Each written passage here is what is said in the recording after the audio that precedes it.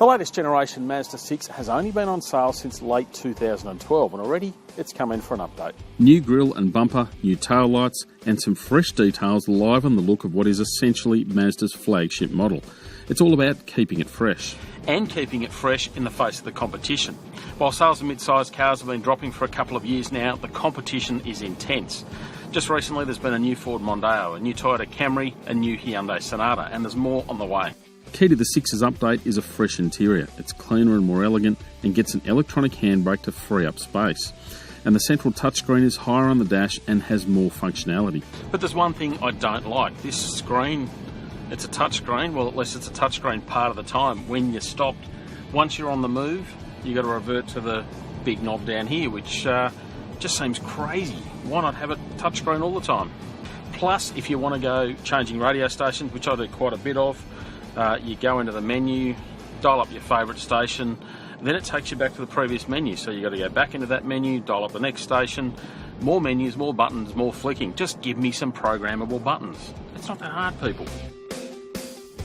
Yeah, sure, I'm nitpicking, but you sort of have to with the 6. It's a genuinely impressive package, especially in here.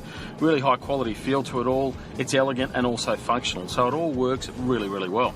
And it drives well. The 2.2 litre diesel ain't for everyone, mainly because of the price. It's $3,200 more than that petrol engine, but loaded with torque, heaps of grunts, so you get onto it and it's just surging really nicely.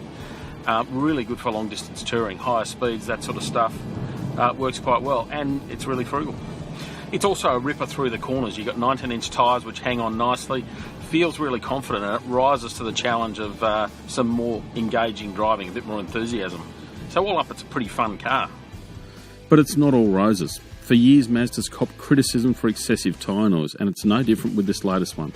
Yes, it's improved, but so is the competition. Now, the 6 is one of the few mid-sized cars that's still available as a sedan or a wagon. The two sit on unique bodies, so the wagon is actually shorter by 65mm. There's also 80mm less space between the front wheels and the rear wheels, and pretty much all of that translates into less rear seat space. But the wagon's roof actually sits 30mm higher than the sedan, and because the roof doesn't taper away, it's got more rear headroom. So each body style has its pros and cons. As for the Mazda 6 as a car, it's fantastic buying, with plenty going for it over similarly priced SUVs. Not that that's likely to change the minds of those hooked on the high-riding wagons. Which is a shame, really, because I'd be more than happy to park one of these in my driveway, and I think most people would be genuinely surprised.